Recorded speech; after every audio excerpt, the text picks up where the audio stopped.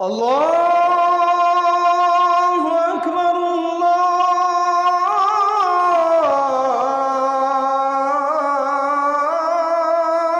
আকবার। অত্যন্ত ভদ্র মহিলা, তিনি আলেমদেরকে সম্মান করেছেন, এজন্য আলেমরাও তাকে সম্মান করতেন। এই ভদ্র মহিলা কোনোদিন কোনো আলেমদেরকে খাটো করে কথা বলেননি। কোনো বক্তব্য আপনারা ফেসবুক বা ইউটিউবে দেখাতে পারবেন আলেমদেরকে খাটো করে কথা বলেছে? কিন্তু আমার দেশে আরেক রাবেয়া বসুরি জাতির ঘাড়ে চেপেছিল, এই মহিলা সুযোগ পাইলে খালি আলেমদেরকে আজে বাজে শব্দ চয়ন করে কথা বলতো। মরহুম আল্লামা আহমদ শফি রাহিমাহুল্লাহ এর মতো এত বড় আলেমকে এই মহিলা পার্লামেন্টে তেতুর হুজুর বলেছে। এই মহিলা কোরআনের পাখি আল্লামা দেলাওয়ার হোসেন সাঈদী, শহীদ আল্লামা দেলাওয়ার হোসেন সাঈদ রহমতুল্লাহ আলাইহিকে কথায় কথায় যুদ্ধাপরাধী, মানবতা বিরোধী দর্শনকারী বলেছে। নাউজুবিল্লাহি মিন যালিক। আর যিনি মারা গেলেন বেগম খালেদা জিয়া, তিনি আল্লামা সাঈদীকে অত্যন্ত সম্মান করতেন। এই দুই মহিলার মধ্যে পার্থক্য আছে না নাই? ওই বালুর ট্রাকের কথা মনে আছে আপনাদের? ওই যে বালুর ট্রাক দিয়ে আটকাই দিছিল না, ওই দিনের বক্তৃতাটাও আমি শুনেছি, আপনারা অনেকে শুনেছেন। যে এই মহিলা যেভাবে স্বৈরতন্ত্র চাপিয়ে দিয়েছে, আলেমুল আমাদেরকে কষ্ট দিচ্ছে, রক্ত ঝরাচ্ছে, জেলে ভরে রাখছে, আলেমুল আমাদের চোখের পানি অভিশাপ হয়ে তার উপরে গজব হয়ে ফিরে আসবে। বেগম খালেদা জিয়ার কথাই বলি। তো বেগম খালেদা জিয়া দুনিয়া থেকে চলে গিয়েছেন। আমি বলতে চাচ্ছিলাম বাংলাদেশের মানুষের একটা খাসলত হলো, একটু আগে কি বলছিলাম, তাড়াতাড়ি সব। বেগম খালেদা জিয়াকে মৃত্যুর মুখে ঠেলে দিয়েছে এই পতিত স্বৈরাচারের গোষ্ঠী। আজকে ফেসবুকে তারা মায়া কান্না করছে, দেখেন নাই? পোস্ট দিয়েছে, সমবেদনা জানাচ্ছে। কিছু ভাই এটা দেখেই আবেগপ্রবণ হয়ে গেছে। এই তো বললাম না, বাঙালি খুব তাড়াতাড়ি সবকিছু ভুলে যায়। ভুলে গেছেন তাই না? এই বেগম খালেদা জিয়াকে বিদেশে গিয়ে চিকিৎসা গ্রহণের সুযোগ এরা করে দেয় নাই। তাকে অন্যায়ভাবে তাকে কারাগারে রেখেছে, মিথ্যা মামলা দিয়ে কষ্ট দিয়ে রেখেছে।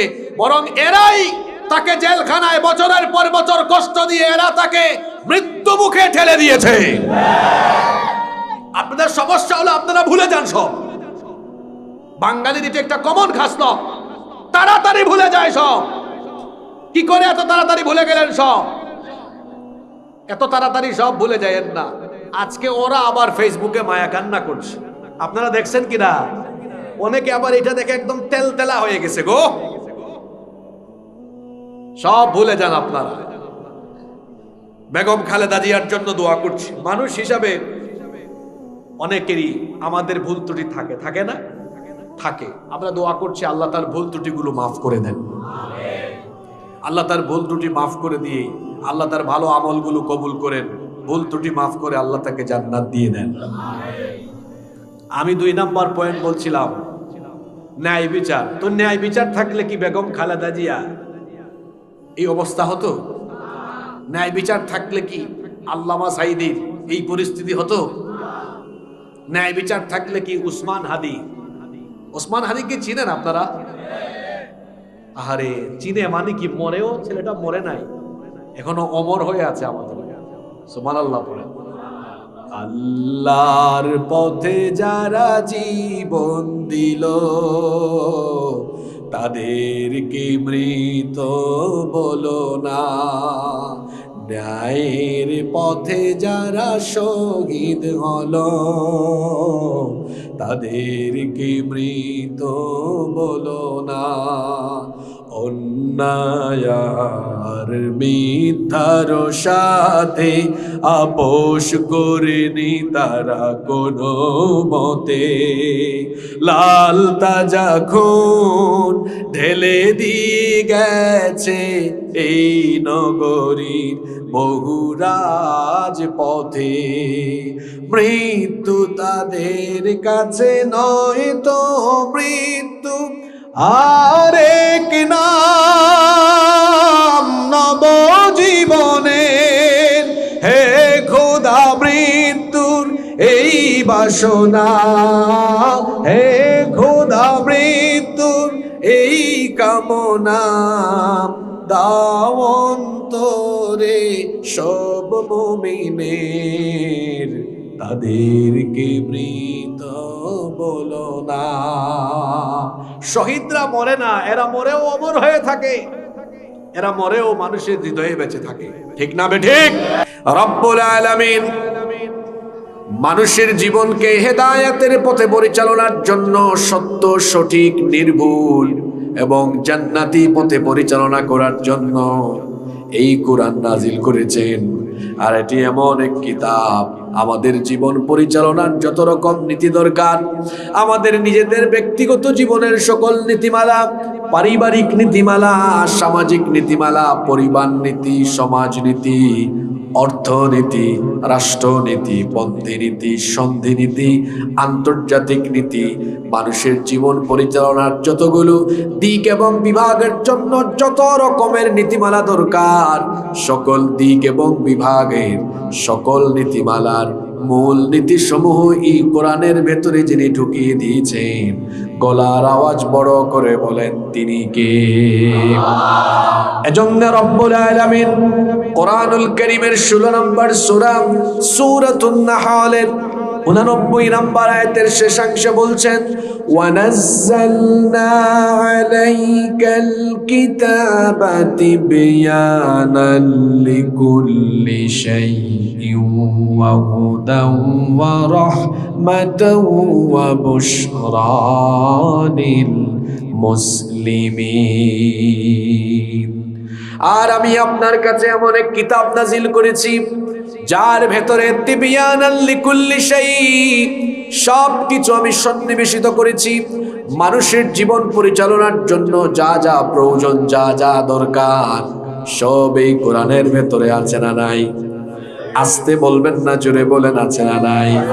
রব্বুল আলামিন কোরআনুল কারীমের 6 নম্বর সূরা সূরাতুল আনআমের 38 নম্বর আয়াতের শেষাংশে বললেন, মা ফাররাতনা ফিল কিতাবি মিন শাইইন সুম্মা ইলা রাব্বিহিম ইউহশারুন। কোনো কিছু এই কিতাবের ভেতরে বাদ দেওয়া হয় নাই। আপনাদের জীবন পরিচালনার জন্য যা যা দরকার সবই কোরআনের ভেতরে আছে না নাই? অবাজি অকল মুখ দিয়া হতা বাইন নইব। ঠান্ডা ধরছে নাকি আপনাদের? চকরিয়ার মানুষ তো এরকম না। চকরিয়ার মানুষ কথা বলে আলোচনায়। খাওয়া দাওয়া করেছেন সবাই? তাহলে আপনাদের জীবন পরিচালনায় যা যা দরকার সব কোরআনে আছে তো? নাকি আপনাদের সন্দেহ আছে? পরিবার কেমনে চালাবেন কোরআনে আছে? আদালত কেমনে চালাবেন কোরআনে আছে? সমাজ কেমনে চালাবেন আছে? অর্থনীতি কিভাবে চালাবেন আছে? দেশ কেমনে চালাইতে হয় এটা কোরআনে নাই? জি নাকি নাই? অনেকে বলে ইসলাম আর রাজনীতি আলাদা। ব্যাকল, ইসলাম আর রাজনীতি যদি আলাদা হয় তাহলে আল্লাহর রাসূল 10 বছর মদিনার রাষ্ট্র কার নীতিতে, কার আইনে পরিচালনা করলেন? আল্লাহর নবী 10 বছর আল্লাহর দেওয়া কোরআনী আইনে রাষ্ট্র ব্যবস্থা প্রবর্তন করে উম্মতকে শিখিয়েছেন যে এই কোরআন দিয়ে উম্মত নামাজ পড়বে, একই কিতাব কোরআন দিয়ে উম্মত তার রাষ্ট্রকেও পরিচালনা করবে। এই ব্যাকল বলে কি ইসলাম আর রাজনীতি নাকি এক বিষয় না। অথচ আমার নবী রাহমাতাল লিল আলামিন, আমাদের প্রিয় নবীজি, যিনি আমাদের জন্য সুপারিশকারী হবেন, রাহমাতাল লিল আলামিন মুহাম্মাদুর রাসূলুল্লাহ সাল্লাল্লাহু আলাইহি ওয়াসাল্লাম, তিনি রাষ্ট্র পরিচালনা করে আমাদের সামনে দৃষ্টান্ত রেখে গিয়েছেন যে আমি যেভাবে মসজিদে নববীতে ইমামতি করেছি কোরআন দিয়ে, ঠিক তেমনি ভাবে এই কোরআন দিয়ে আবার গোটা রাষ্ট্র পরিচালনা করে একটি আদর্শের, ইনসাফের এবং এমন একটি সোনালী রাষ্ট্র কায়েম করে দিয়েছি যেটা পৃথিবীতে কিয়ামত পর্যন্ত আর এমন রাষ্ট্র কেউ উপহার দিতে পারবে না। আল্লাহু আকবার। সেই কোরআন এখনো আমাদের কাছে আছে না নাই? সেই কোরআন আছে, কিন্তু কোরআনকে আমরা কি করেছি? মসজিদে উপরের তাকে রেখে দিয়েছে, বাড়িতে এটাকে খুব সুন্দর করে জিলবাব বা গিলাফ লাগিয়ে চুমু খেয়ে উপরে তুলে রেখেছি। এটা সম্মানের কিতাব, এটাকে উপরে রাখতে হবে। এটাকে উপরে রাখার জন্য নাজিল করা হয় না। এটা পড়বেন, বুঝবেন এবং আপনার সমাজ রাষ্ট্র ব্যবস্থার প্রতিটা জায়গায় এই কোরআনের আইন কানুন বিধান প্রয়োগ করে সবকিছু কোরআন দিয়ে পরিচালনা করতে হবে। এজন্য কোরআন নাজিল করেছেন কে? বলেন আজকে কি আমরা কোরআনকে আমাদের জীবনের সকল সেক্টরে জীবন পরিচালনার নীতি হিসাবে গ্রহণ করতে পেরেছি? আপনারা ক্লান্ত হয়ে গেলেন নাকি? জার্নি করে আসলাম আমি, আর ক্লান্ত হলেন আপনারা? এত বড় আশ্চর্য ব্যাপার। তো বলেন দেখি, আমরা কি আমাদের রাষ্ট্র পরিচালনার, জীবন পরিচালনার সব জায়গায় কোরআনকে গ্রহণ করতে পেরেছি? আসলে কি পেরেছি? বর্তমানে আপনাদের দেশে অনেক সমস্যা আছে, তার মধ্যে মৌলিক 5টা সমস্যার কথা বলি। দেখেন তো আপনাদের দেশে এই 5টা সমস্যা আছে কিনা। 1, বেকারত্ব, দারিদ্রতা। সংক্ষেপে যদি বলি, অর্থনৈতিক সমস্যা। আপনাদের দেশে দারিদ্রতার হার, বেকারত্বের হার কম না বেশি? আপনারা কথা বলবেন, বাস্তব ভিত্তিক হওয়া দরকার, তাই না? 2, আপনাদের দেশে কি সুবিচার প্রতিষ্ঠিত আছে? ন্যায় বিচার প্রতিষ্ঠিত আছে? 3, আপনাদের দেশে কি আইন সবার জন্য সমান হয়? আপনারাই না না বলতেছেন, ওকে ফাইন। 4 নাম্বার, আপনাদের দেশে কি সকল মানুষের অধিকার প্রতিষ্ঠা আছে? 5 নাম্বার, আপনাদের দেশে কি আইন অপরিবর্তনীয় না পরিবর্তনীয়? বুঝেন নাই? মানে যেটা পরিবর্তন হয় বারবার, এরকম নাকি পরিবর্তন হয় না এরকম? জি, পরিবর্তন হয় না, হয়। হ্যাঁ, পরিবর্তন। এই 5টা সমস্যা আপনাদের দেশে আছে। একটা দেশের মৌলিক সমস্যাগুলো নিয়ে কথা হচ্ছে। বলেন তো দেখি, এই 5টা সমস্যার সমাধান আল্লাহর কালাম কোরআনের ভেতরে আছে না নাই? 1 নাম্বার সমস্যা কি বলেছি? আজকে এই পয়েন্টগুলো মুখস্থ করতে হবে। জেনজি কোথায়? মুখস্থ করতে হবে। 1 নাম্বার কি বলেছি? আচ্ছা বলেন তো, মানুষ কখন অপরাধে বেশি জড়ায়? হ্যাঁ, যখন পকেটে টাকা নাই, পয়সা নাই, ছেলে পেলে বেকার, এজন্য তখন চুরি করে, ছিনতাই করে, তখন ডাকাতি করে, দুর্নীতি করে, তখন বিভিন্ন বেঈমান বেদিন নেতা নেত্রীদের পিছনে গিয়ে এদের কথা শুনে আকাম কুকাম করে, চাঁদাবাজি করে, লুটপাট করে, যখন মানুষ বেকারত্বের সমস্যায় পড়ে। আপনারা দেখবেন বাংলাদেশে 20 থেকে 35 বছর বয়সী লোকেরা এই সকল অপরাধে বেশি জড়ায়। তার কারণ বাংলাদেশে এই বয়সের লোকেরা বেশি বেকার। রাষ্ট্র এই বেকার ছেলে পেলেদের বেকারত্ব, দারিদ্রতা দূর করতে পারেনি। অথচ আমরা সব সময় একটা কমন বক্তব্য সবার কাছ থেকে শুনি, সেটা কি? আমরা যদি সুযোগ পাই ক্ষুধা মুক্ত, দারিদ্রতা মুক্ত সমাজ, দেশ গঠন করব। এরপরে সুযোগ যখন পায়, দেখা যায় 5 বছরে তার নিজের ক্ষুধাই মিটাইতে পারে না, আমাদের ক্ষুধা কখন মিটাবে? মানুষের তৈরি করা আইন দিয়ে 54 বছর ধরে মানুষের তৈরি করা আইন দিয়ে এই দেশের বেকারত্ব দূর করা গেল না, দারিদ্রতা দূর করা গেল না, অর্থনৈতিক দৈন্যদশা দূর করা গেল না। রব্বুল আলামিন মানুষের অর্থনৈতিক সমস্যা সমাধানের জন্য, দারিদ্রতা বেকারত্ব দূরীকরণের জন্য তার কিতাবের ভেতরে এমন চমৎকার অর্থনৈতিক ফর্মুলা দিয়েছেন, মানুষেরা যদি আল্লাহর দেওয়া সেই অর্থনৈতিক ফর্মুলা গ্রহণ করে, রাষ্ট্রীয়ভাবে যদি এই ফর্মুলার অ্যাপ্লাই করা আরম্ভ করে, দেখা যাবে গোটা রাষ্ট্রের মানুষেরা এর ফল ভোগ করা আরম্ভ করবে। দারিদ্রতার কবর হয়ে যাবে, বেকারত্ব থাকবে না, স্বনির্ভর, সচ্ছল, সমৃদ্ধ একটি জাতি গঠন হবে। আপনাদের মনে প্রশ্ন জাগতে পারে, হুজুর কোরআনের ভেতরে এমন কোন অর্থনৈতিক ফর্মুলা রয়েছে যেটার কারণে দারিদ্রতার কবর হয়ে যাবে, অর্থনৈতিক দ্বন্দ্বদশা, দারিদ্রতা, বেকারত্বের কবর রচনা হয়ে যাবে? কোরআনে এমন কোন অর্থনৈতিক ফর্মুলা দেওয়া হয়েছে? শোনেন তাহলে। আল্লাহ তার কিতাবের ভেতরে সমাজের, রাষ্ট্রের অর্থনৈতিক দৈন্যদশা, দারিদ্রতা, বেকারত্ব লাঘবের জন্য যাকাতের মতো চমৎকার অর্থনৈতিক ফর্মুলা দিয়েছেন।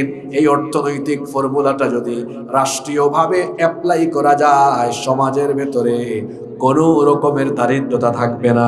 রব্বুল আলামিন কোরআনুল কারীমের 22 নম্বর সূরা সূরাতুল হাজের 41 নম্বর আয়াতে বলছেন, আল্লাযীনা ইম্মাক্কান্নাহুম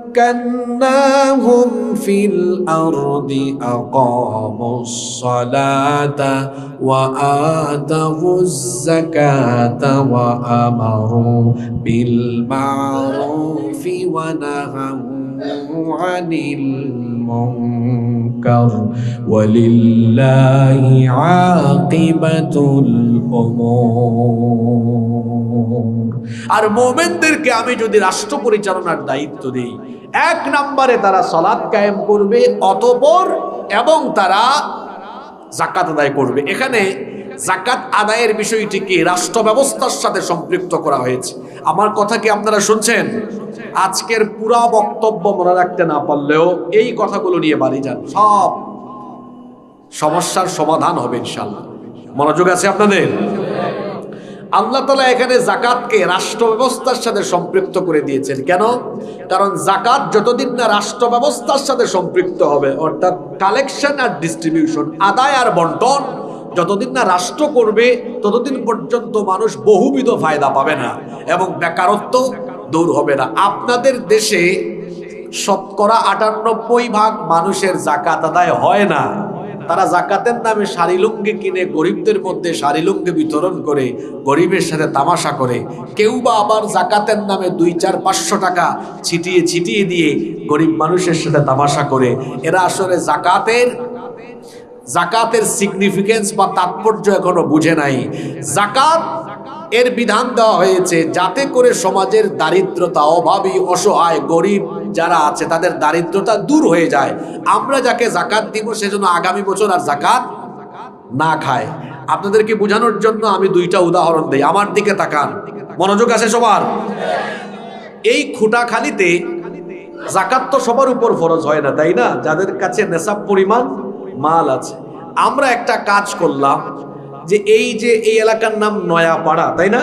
এই নয়াপাড়া গ্রামে কিছু মানুষের যাকাতের টাকাগুলো আমরা এক জায়গায় নিয়ে আসার চেষ্টা করলাম। যাদের কাছে নিসাব পরিমাণ মাল আছে, গিয়ে বললাম, ভাই আপনাদের যাকাতের টাকাগুলো দেন তো, এক জায়গায় করি। এরকম বেশ কয়েকজনের থেকে যাকাতের টাকা এনে আমরা জমা করলাম।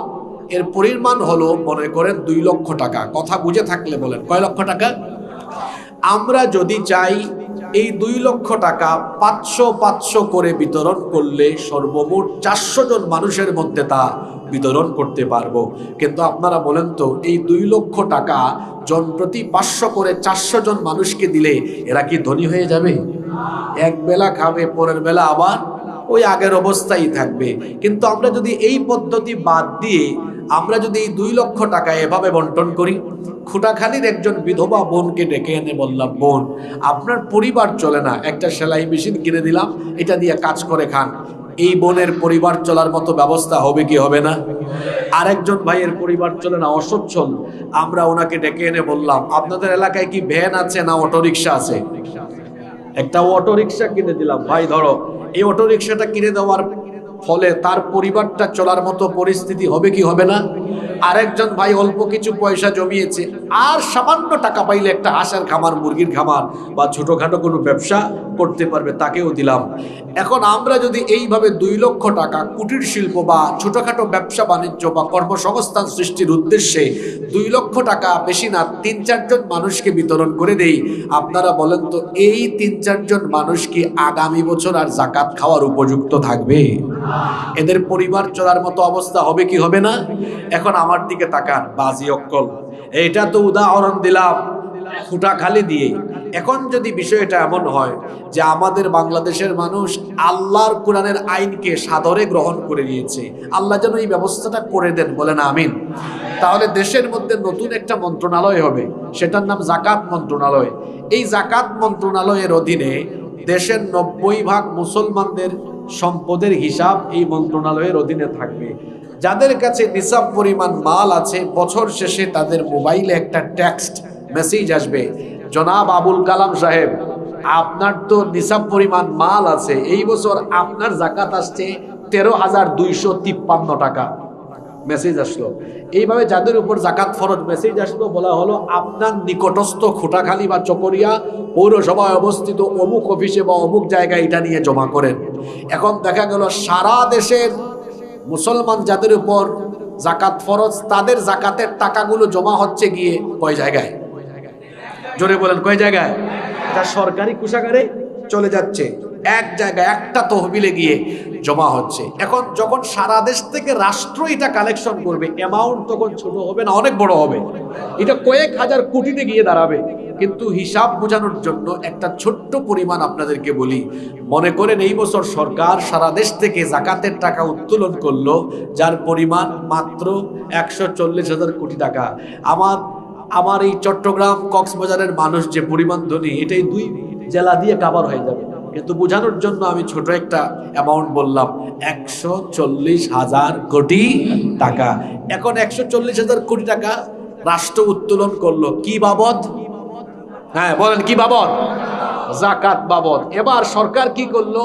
সারা দেশের 64টা ডিস্ট্রিক্টে একটা চিরুনি অভিযান চালালো যে কোন কোন ছেলেপেলেরা বেকার আছে। এরকম 64টা জেলা থেকে সর্বমোট 70 লক্ষ বেকারের একটা লিস্ট করলো, তালিকা করলো। বলেন তো কত লক্ষ বেকারের কথা বললাম? এই পরিমাণ বেকার আপনাদের দেশে নাই তো, আরো বেশি আছে। তো 70 লক্ষ বেকারের একটা তালিকা করে সরকার কি করলো? ধাপে ধাপে, একসাথে সবাইকে ঢাকায় নেওয়া সম্ভব না, ধাপে ধাপে এদেরকে ঢাকায় নিয়ে প্রত্যেকের হাতে কি করলো? এই ছেলে এদিকে আসো, নাও 2 লাখ টাকা বেকার পড়ে আসো। এটা নিয়ে আবার ডিসকভার মোটরসাইকেল কিনে পাকপাকুম করে রাস্তায় চালাও, নাকি টাকাটা দিয়ে হাঁসের খামার, মুরগির খামার, ছোটখাটো কোনো প্রজেক্ট ব্যবসা বাণিজ্য করো। এটা মনিটরিং এর জন্য আবার প্রতিটা উপজেলায় সরকারের নিজস্ব অডিট অফিসার থাকবে, যে এটা দেখবে, পর্যবেক্ষণ করবে। এই তরিকাটা, পদ্ধতিটা আমার না, মেথডটা কার? আচ্ছা আপনারা বলেন তো, আল্লাহর দেওয়া এই ফর্মুলাটা যদি আমরা গ্রহণ করে নিই, তাহলে এই তরিকায় দেখা যাচ্ছে 1 বছরে দেশের মোট কত লক্ষ বেকারকে কাজে লাগানো যাচ্ছে? জোরে বলেন, কত লক্ষ? আমাদের দেশ স্বাধীন হয়েছে 71 সালে, আজকে 2025 সাল, কালকে শেষ হয়ে যাবে এটা। এই যে আজকে 54টা বছর শেষ হয়ে গেল, 54টা বছর ধরে 12টা ইলেকশনে কত দল ক্ষমতায় আসলো আর গেল। সবাই শুধু বলল আমরা যদি ক্ষমতায় যাই তাহলে দারিদ্রতা মুক্ত, ক্ষুধা মুক্ত বাংলাদেশ বানাবো। আপনারাই বলেন, তারা আজ পর্যন্ত পেরেছে? কিয়ামতের সূর্য উঠে যাবে। কিয়ামতের সূর্য মানে পশ্চিম দিকে সূর্য উঠে কিয়ামত হয়ে যাবে। মানুষের তৈরি করা আইন দিয়ে দারিদ্রতা নির্মূল করা যাবে না। যদি আপনারা দারিদ্রতা নির্মূল করে একটি স্বনির্ভর, সচ্ছল, সমৃদ্ধ বাংলাদেশ পেতে চান, মানুষের তৈরি করা এই আইনকে লাথি দিয়ে বঙ্গোপসাগরে ফেলে দিয়ে আল্লাহর কোরআনের আইনকে গ্রহণ করে এটাকে পার্লামেন্ট পর্যন্ত নিয়ে যেতে হবে। 54 বছর ধরে প্রতারকের দল প্রতারিত করেই যাচ্ছে আমাদেরকে। শুধু বলে আমরা একটু সুযোগ পাই না, ক্ষুধামুক্ত বাংলাদেশ গঠন করবো। আমরা দেখছি তো, হ্যাঁ সুযোগ পাইলে 5 বছরে তার ক্ষুধা মিটে না। বাইরে বাড়ি বানায়, আমেরিকায় বানায়, কানাডায় বানায়, আরে বাপরে বাপ, চোরের চোর, তাও তার ক্ষুধা মিটে না। মনে হয় এই লোকগুলো সুযোগ পেলে গোটা বাংলাদেশকে পেটের ভিতরে নিয়ে ঢুকায় ফেলবে। বলেন আপনারা, ক্ষুধামুক্ত দেশ পেতে হলে আমি কি এখানে কোনো দলের পক্ষে বিপক্ষে কথা বলছি নাকি? আমাদের দেশে আরেক মুশকিল, কিছু মানুষ আছে রাজনৈতিক মন মানসিকতা নিয়ে মাহফিলে বসে। যে বক্তা দলীয় দৃষ্টিভঙ্গি মাথায় রেখে বক্তব্য দেয়, তার বক্তব্যে মানুষ হেদায়াত হয় না। যে শ্রোতা দলীয় দৃষ্টিভঙ্গি মাথায় রেখে বক্তৃতা শোনে, তার বক্তৃতায় মানুষ হেদায়াত হয় না। তার বক্তৃতা শুনেও কোনো ফায়দা হয় না। বক্তা এবং শ্রোতা উভয়কে নিরপেক্ষ মন মগজ নিয়ে কোরআন বলতে হয়, শুনতে হয়। আমি যে ফর্মুলাটার কথা বললাম, যাকাতের এই ফর্মুলা গ্রহণ করলে দারিদ্রতা থাকবে না নির্মূল হবে? জোরে বলেন, থাকবে না নির্মূল হবে? ইসলাম একটি বৈষম্যহীন সমাজ চায়। এজন্য আপনারা দেখবেন কোরআনে যেখানে নামাজের কথা, সেখানেই আছে কিসের কথা? যাকাতের কথা। কেন নামাজের সাথে যাকাতের কথা? আরে ভাই, পেটে ক্ষুধা থাকলে নামাজও মজা লাগে না, খুশু নষ্ট হয়ে যায়। এজন্য পেটে খাবার থাকতে হবে। মানুষের পেটে খাবার না থাকলে, ওই যে আমরাই তো বলি যে দারিদ্রতা মানুষকে কুফুরের দিকে ধীরে ধীরে ধাবিত করে। এই জন্য মানুষের পকেটে পয়সা ঢুকাতে হবে, অসচ্ছল মানুষকে সচ্ছল বানাতে হবে। আপনারা দেখছেন না, আমাদের দেশে কিছু আলেমরা আছে এবং কিছু সামাজিক সংগঠন বা কিছু ইসলামী সংগঠন আছে, এরা যাকাত কালেকশন করে, আমি যে তরিকার কথা বলছি এইভাবে বিতরণ তারা করে না? রিক্সা দেয়, সেলাই মেশিন দেয়, হাঁসের খামার করে দেয়, মুরগির খামার করে দেয়, দেয় না এরকম? আচ্ছা, এটা যদি ব্যক্তি বিশেষ না করে, বিভিন্ন দল সংগঠন না করে, এটা যদি সরাসরি সরকার করে, তাহলে গোটা দেশের মানুষ ফায়দা পাবে কি পাবে না? আর কি করে বুঝাইলে আপনাদের মগজটাকে আমরা পরিষ্কার করতে পারবো বলেন? আর কেমনে বুঝাইতাম? বাবা জানরা, ভাই জানরা, সময় আছে। মানুষের আইনকে ছুঁড়ে মারেন, এবার ডাস্টবিনে ছুঁড়ে মারেন। আমাদের নিজেদের অর্থনৈতিক সমৃদ্ধি আর সমাধানের জন্য মানুষের আইন না, জুড়ে বলেন কার আইন দরকার? আরো জুড়ে কার আইন? এক নাম্বার পয়েন্ট শেষ করলাম। দুই, বলেন আপনাদের দেশে 2 নাম্বার কোন সমস্যা বলেছিলাম? কি সুন্দর ভাইরা, মনে নাই আপনাদের? ন্যায় বিচার। কি সমস্যা? ন্যায় বিচার আছে? থাকলে তো আজকে 18-19 দিন হয়ে গেল আমার ভাই শরীফ উসমান হাদির হত্যাকারীদেরকে ধরে বিচার করা আরম্ভ হতো। আপনারা মনে হয় শরীফ উসমান হাদির কথা ভুলে গেছেন, তাই না? বাঙালির একটা স্বভাব হলো, এরা তাড়াতাড়ি ভুলে যায়। আজকে দুনিয়া থেকে চলে গেছেন সাবেক 3 বারের প্রধানমন্ত্রী বেগম খালেদা জিয়া, অত্যন্ত ভদ্র মহিলা। তিনি আলেমদেরকে সম্মান করেছেন, এজন্য আলেমরাও তাকে সম্মান করতেন।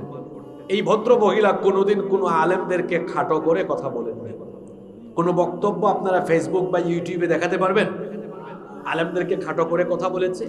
কিন্তু আমার দেশে আরেক রাবেয়া বসুরি জাতির ঘাড়ে চেপেছিল। এই মহিলা সুযোগ পাইলেই খালি আলেমদেরকে আজে বাজে শব্দ চয়ন করে কথা বলতো। মরহুম আল্লামা আহমদ শফি রাহিমাহুল্লাহ এর মতো এত বড় আলেমকে এই মহিলা পার্লামেন্টে তেতুর হুজুর বলেছে।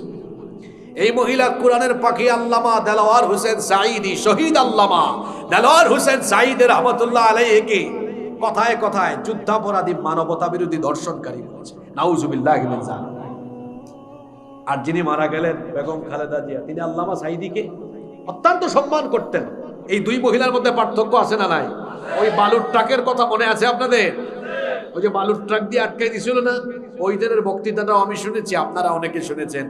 যে এই মহিলা যেভাবে স্বৈরতন্ত্র চাপিয়ে দিয়েছে, আলেমুল আমাদেরকে কষ্ট দিচ্ছে, রক্ত ঝরাচ্ছে, জেলে ভরে রাখছে, আলেমুল আমাদের চোখের পানি অভিশাপ হয়ে তার উপরে গজব হয়ে ফিরে আসবে। বেগম খালেদা জিয়ার কথা এগুলো। তো বেগম খালেদা জিয়া দুনিয়া থেকে চলে গিয়েছেন। আমি বলতে চাচ্ছিলাম, বাংলাদেশের মানুষের একটা খাসলত হলো, একটু আগে কি বলছিলাম, তাড়াতাড়ি সব। বেগম খালেদা জিয়াকে মৃত্যুর মুখে ঠেলে দিয়েছে এই পতিত স্বৈরাচারের গোষ্ঠী। আজকে ফেসবুকে তারা মায়া কান্না করছে, দেখেন নাই? পোস্ট দিয়েছে, সমবেদনা জানাচ্ছে। কিছু ভাই এটা দেখেই আবেগপ্রবণ হয়ে গেছে। এই তো বললাম না, বাঙালি খুব তাড়াতাড়ি সবকিছু ভুলে যায়। ভুলে গেছেন, তাই না? এই বেগম খালেদা জিয়াকে বিদেশে গিয়ে চিকিৎসা গ্রহণের সুযোগ এরা করে দেয় নাই। তাকে অন্যায়ভাবে তাকে কারাগারে রেখেছে, মিথ্যা মামলা দিয়ে কষ্ট দিয়ে রেখেছে। বরং এরাই তাকে জেলখানায় বছরের পর বছর কষ্ট দিয়ে এরা তাকে মৃত্যু মুখে ঠেলে দিয়েছে। আপনাদের সমস্যা হলো আপনারা ভুলে যান সব। বাঙালির এটা একটা কমন খাসলত, তাড়াতাড়ি ভুলে যায় সব। কি করে এত তাড়াতাড়ি ভুলে গেলেন সব? এত তাড়াতাড়ি সব ভুলে যায়েন না। আজকে ওরা আবার ফেসবুকে মায়া কান্না করছে, আপনারা দেখছেন কিনা? অনেকে আবার এটা দেখে একদম তেলতেলা হয়ে গেছে গো। সব ভুলে যান আপনারা। বেগম খালেদা জিয়ার জন্য দোয়া করছি। মানুষ হিসাবে অনেকেরই আমাদের ভুল ত্রুটি থাকে, থাকে না? থাকে। আমরা দোয়া করছি আল্লাহ তার ভুল ত্রুটিগুলো মাফ করে দেন। আল্লাহ তার ভুল ত্রুটি মাফ করে দিয়ে আল্লাহ তার ভালো আমলগুলো কবুল করেন। ভুল ত্রুটি মাফ করে আল্লাহ তাকে জান্নাত দিয়ে দেন। আমি 2 নাম্বার পয়েন্ট বলছিলাম ন্যায় বিচার। তো ন্যায় বিচার থাকলে কি বেগম খালেদা জিয়া এই অবস্থা হতো? ন্যায় বিচার থাকলে কি আল্লামা সাঈদীর এই পরিস্থিতি হতো? ন্যায় বিচার থাকলে কি উসমান হাদিকে চিনেন আপনারা? আরে চিনে মানে কি, মরেও ছেলেটা মরে নাই, এখনো অমর হয়ে আছে আমাদের। সুবহানাল্লাহ পড়েন। আল্লাহর পথে যারা জীবন দিল তাদেরকে মৃত বলো না, ন্যায়ের পথে যারা শহীদ হলো তাদেরকে মৃত বলো না। অন্যায় আর মিথ্যার সাথে আপোষ করেনি তারা কোনো মতে, লাল তাজা খুন ঢেলে দিয়ে গেছে এই নগরীর বহুরাজ পথে। মৃত্যু তাদের কাছে নয় তো মৃত্যু আরেক নাম নবজীবনের।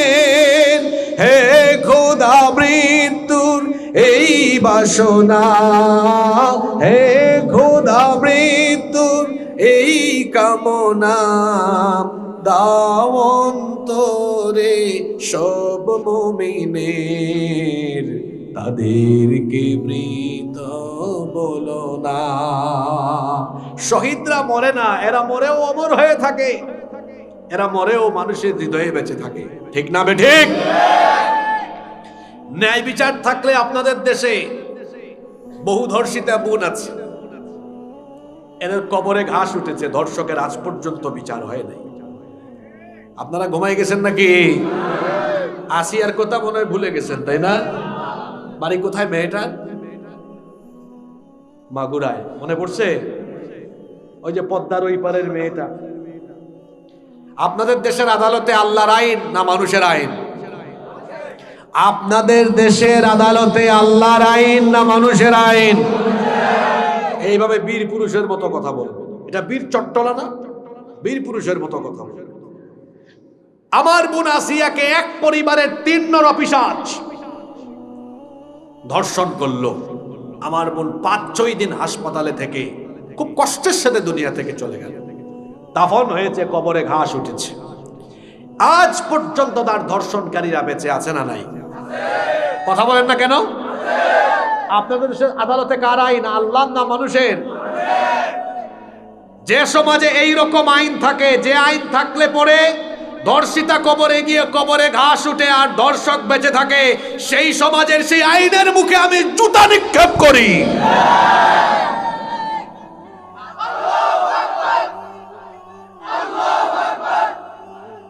সেখানে যদি কোরআনের আইন থাকতো, এই ছেলেপেলেরা হাসো কেন ব্যাককলের মতো, এখানে যদি কোরআনের আইন থাকতো, কোরআনে ধর্ষকের শাস্তি কি? আমি যদি ওই যুবক ছেলেদেরকে তাদেরকে তাদের ভাষায় বুঝাইতে চাই, তাহলে বলে লাইফ মৃত্যুদণ্ড জনসম্মুখে। যদি বাংলাদেশে একটা ধর্ষণের বিচার কোরআন দিয়ে করা হতো, তাহলে বলেন তো এই দেশে এত ধর্ষণ বাড়তো? মানুষের তৈরি করা আইন দিয়ে বিচার চললে সেখানে কোনোদিনও ন্যায় বিচার প্রতিষ্ঠা হয় না। আরেকটা তথ্য দেই, আপনাদের দেশের আদালতগুলো এখনো চলছে ব্রিটিশদের থেকে ধার করা পেনাল কোড দিয়ে। ব্রিটিশদের থেকে ধার করা পেনাল কোড দিয়ে আইন চলছে, আইন অঙ্গন পরিচালিত হচ্ছে মানুষের তৈরি করা আইন দিয়ে। এই জন্য কোথাও আজকে ন্যায় বিচার প্রতিষ্ঠিত হচ্ছে না, বরং দেখা যায় ক্ষমতা আছে যার, আজকে বিচার হলো তার। এই রকম চলছে, ন্যায় বিচার কোথাও নাই। যদি মানুষের তৈরি করা আইনকে ডাস্টবিনে ছুঁড়ে আল্লাহর কোরআনের আইন দিয়ে আইন অঙ্গন বিচারালয় আপনারা পরিচালনা করা আরম্ভ করেন, দেখা যাবে কোনো অন্যায় থাকবে না, বিচারের নামে প্রহসন অবিচার থাকবে না, বরং সর্বত্র ন্যায় বিচার প্রতিষ্ঠা হয়ে যাবে। কারণ আল্লাহ তাআলা তার এই কিতাবের ভেতরে যত রকম ফৌজদারি আর দেওয়ানি দণ্ডবিধি দিয়েছেন, এগুলো আল্লাহ দিয়েছেন যাতে এগুলোর মাধ্যমে মানুষের মধ্যে ন্যায় বিচার প্রতিষ্ঠা করা যায়। এজন্য আল্লাহ তার নবীকে উদ্দেশ্য করে বলছেন, ইন্না আনজালনা ইলাইকাল কিতাবা লিতাহকুমা বাইনান নাসি বিমা আরাকাল্লাহ। নিশ্চয়ই আমি আপনার কাছে এই কিতাব নাজিল করেছি যাতে করে আমি যেভাবে আপনাকে দেখিয়ে দিয়েছি তার আলোকে মানুষের মধ্যে আপনি বিচার ফয়সালা করতে পারেন। কোরআনে কারিমে আল্লাহ তাআলা বিভিন্ন জায়গায় ন্যায় বিচার প্রতিষ্ঠার তাকিদ দিয়েছেন। রব্বুল আলামিন কোরআনুল কারীমের 4 নম্বর সূরা সূরাতুন নিসা এর 58 নম্বর আয়াতের মধ্যখানে বললেন, ওয়া ইদা হাকামতুম বাইনান নাসি আন তাহকুমু বিল আদল। আর আপনি যখন মানুষের মধ্যে বিচার ফয়সালা করবেন অবশ্যই সেখানে ন্যায় বিচার প্রতিষ্ঠা করবেন। আবার আমাদের পরিচিত আরেকটা আয়াত কোরআনে কারীমের 16 নম্বর সূরা সূরাতুন নাহলের মধ্যে আল্লাহ বলছেন, নাহলের 90 নম্বর আয়াত, এটা আপনারা অনেকেই জানেন, আমার সাথে পড়েন, ইন্নাল্লাহা ইয়া'মুরু বিল আদলি ওয়াল ইহসান ইলা আখিরিল আয়া। নিশ্চয়ই আল্লাহ তোমাদেরকে ন্যায় বিচার এবং ইহসান প্রতিষ্ঠার আদেশ দিচ্ছেন। আবার আল্লাহ অন্য আয়াতে বলেছেন, ওয়া আকসিতু ইন্নাল্লাহা ইউহিব্বুল মুকসিতিন। ন্যায় বিচার প্রতিষ্ঠা করো, কারণ ন্যায় বিচারকদেরকে যিনি ভালোবাসেন, পছন্দ করেন, জোরে বলেন তিনি কে? আস্তে বলবেন না, সবাই বলেন তিনি কে? ন্যায় বিচার প্রতিষ্ঠার জন্য আল্লাহর কোরআনের আইন দরকার। কিন্তু যারা বিচারের সময় আল্লাহর আইন বাদ দিয়ে বিচার করে, আল্লাহ এদের পরিচয় কোরআনে কারীমের 5 নম্বর সূরা সূরাতুল মাইদা এর 44, 45 এবং 47 নম্বর আয়াত, তিনটা আয়াতে আল্লাহ এদের পরিচয় ভাবে দিয়েছেন। ওয়া মান লাম ইয়াহকুম বিমা আনজালাল্লাহু ফাউলাইকা হুমুল কাফিরুন ফাউলাইকা হুমুল যালিমুন ফাউলাইকা হুমুল ফাসিকুন। যারা আল্লাহর দেওয়া আইন বাদ দিয়ে বিচার ফয়সালা করে, আল্লাহ বলেছেন এরা হলো কাফের, এরা হলো জালেম, এরা হলো ফাসিক। পরিচয়টা আমার না আল্লাহর? আস্তে বলবেন না, জোরে বলেন কার? কোরআনের বিচারিক ফর্মুলাটা কত সুন্দর দেখেন। কোরআন দিয়ে যেখানে বিচার হয় সেখানে কোনো স্বজনপ্রীতি থাকে না, ন্যায় প্রতিষ্ঠা হয়ে যায়। একটা ঘটনা আমার মনে পড়লো, বলবো। আল্লাহ নবীর আদালতে একবার এক মহিলাকে আনা হলো, মহিলাকে তোলা হলো। সেই মহিলার অপরাধ ছিল চুরির অপরাধে তিনি ধরা পড়েছেন, কিন্তু সেই নারী ছিলেন মাখজুমিয়া গোত্রের কুরাইশি একজন সম্ভ্রান্ত নারী। এই মহিলাকে যখন চুরির অপরাধে ধরা হলো, সাহাবায়ে কেরাম এবার পারস্পরিক পরামর্শ করছেন, এত সম্ভ্রান্ত বংশের নারী, আল্লাহর নবী যদি বিচার করতে গিয়ে এই মহিলার পক্ষে, এই মহিলার ব্যাপারে তিনি যদি কোরআন থেকে হাত কাটার রায় দিয়ে দেন, তাহলে ওই বংশের মান সম্মান নষ্ট হয়ে যাবে। অন্তত ওই বংশের মান ইজ্জত রক্ষার স্বার্থে বিচারের রায়টা একটু মহিলার বেলায় হালকা করে দেওয়া দরকার, রাসূলকে এই সুপারিশ জানানো দরকার। কিন্তু কে আল্লাহর নবীর কাছে এই সুপারিশ নিয়ে যাবে? কারো কোনো সাহস হয় না। অবশেষে সাহাবায়ে কেরাম পরামর্শের ভিত্তিতে উসামা ইবনু যায়েদ রাদিয়াল্লাহু আনহুকে সেখানে পাঠালেন। উসামা ইবনু যায়েদ রাদিয়াল্লাহু আনহু আল্লাহর নবীকে গিয়ে যখন এই মহিলার বিচারের রায় হালকা করে দেওয়ার সুপারিশ করলেন, এই কথা শোনা মাত্রই আসমান যেন আল্লাহর নবীর মাথার উপরে ভেঙে পড়ার উপক্রম হয়ে গেল। আল্লাহর নবী সঙ্গে সঙ্গে সকল সাহাবীদেরকে ডাকলেন, ডেকে বললেন, সাহাবীরা, আল্লাহর বিধানের বিরুদ্ধে রায় দেওয়ার এত বড় দুঃসাহসের সুপারিশ তোমরা কেমনে পেলে? আজ যদি এই মহিলা আদালতের কাঠগড়ায় না থেকে আমার নিজের কলিজার টুকরা মেয়ে ফাতেমাও থাকতো, বিচার করতে গিয়ে এতটুকু দয়াও আমি দেখাতাম না, বরং আল্লাহর কোরআনের বিচারের ফর্মুলার ভিত্তিতে রায় দিয়ে হাত কাটার দায়িত্ব জল্লাদকে দিতাম না। কারণ জল্লাদকে দায়িত্ব দিলে নবীজির মেয়ে এই জন্য হাত কাটতে গিয়ে একটু দয়া মায়া দেখাতে পারে, সেই জন্য বিচারের রায় দিই আমি নিজে পাপ হয়ে আমার নিজের মেয়ের হাতটাকে আমি নিজেই কেটে ফেলে দিতাম। এটা কোরআনী বিচার। আর যেখানে মানুষের আইন দিয়ে বিচার চলে, ওখানে নিজের দলের লোক হলেও 7 খুন মাফ। আমি কি মিথ্যা আর অবাস্তব কথা বলছি নাকি? জোরে বলেন। আর আপনাদের দেশে তো ক্ষমতা থাকলে এমন হয় যে আইন পায়ের তুলে চাপায় রাখে, তার কিচ্ছু হয় না, যত অপরাধী করুক আইন তাকে ধরতে পারে না। বেশিরভাগ ক্ষেত্রে এরকম হয় কি হয় না? কিন্তু দেখেন কুরআনি বিচার থাকলে এমন হয় যে সেখানে ক্ষমতাসীন ব্যক্তিও বিচারকে কুক্ষিগত করতে পারে না। ঘটনা আরেকটা মনে পড়ছে, বলবো। সাইয়েদিনা আলী রাদিয়াল্লাহু আনহু তিনি একবার বাজারে গেলেন। কিছুদিন আগে তার লৌহবর্ম হারিয়ে গিয়েছিল। বাজারে গিয়ে দেখলেন একজন খ্রিস্টান লোক সেই লৌহবর্মটা বিক্রি করছে। তিনি ওই লোকটার কাছে গিয়ে বললেন, তুমি এই লৌহবর্মটা পেয়েছো কোথায়? এটা তো আমার। লোকটা বলল, না এটা আমার। এখন জিনিস হলো একটা, দাবি করে মালিকানা কয়জন? জোরে বলেন কয়জন? একজন যিনি মালিকানা দাবি করছেন তিনি রাষ্ট্রপ্রধান, একটা রাষ্ট্রের প্রধান, সহজ ভাষায় বোঝাতে গেলে প্রেসিডেন্ট। আর আরেকজন এই জিনিসের মালিকানা দাবি করছে, সে হলো রাষ্ট্রের সাধারণ জনগণ। আপনার দেশে রাষ্ট্রপ্রধান বাদ দেন, মেম্বারের সাথে কেউ তর্ক করলে মেম্বার বললো, বেটা আমি মেম্বার, আমার সাথে তর্ক করো, গালটা ফাটায় দিব। ঠিক না বেটি? আমরা ক্ষমতা পেলে মাঝে মাঝে ক্ষমতার অপব্যবহার করি। মনে রাখা দরকার, ক্ষমতা দেন যিনি, জুতার বাড়ি খাওয়াইয়া ক্ষমতা থেকে নামাতে পারেন তিনি। শেরে খুদা আলী রাদিয়াল্লাহু আনহু তিনি দেখলেন এই লোকটা দাবি করছে এটা তার, অপর দিকে তিনি জানেন এটা তার। দুইজন যখন একই জিনিসের মালিকানা দাবি করছে, তখন তিনি বললেন, চলো তাহলে আমরা বিচারকের কাছে যাই, কাজী সাহেবের কাছে যাই। কাজী সাহেবের কাছে গিয়ে আমরা বিষয়টা উত্থাপন করি, তিনি যেদিকে রায় দিবেন আমরা মেনে নিব। খ্রিস্টান লোকটা বলল, হ্যাঁ আমিও মেনে নিব। এবার দুইজনই গেলেন বিচারপতির কাছে।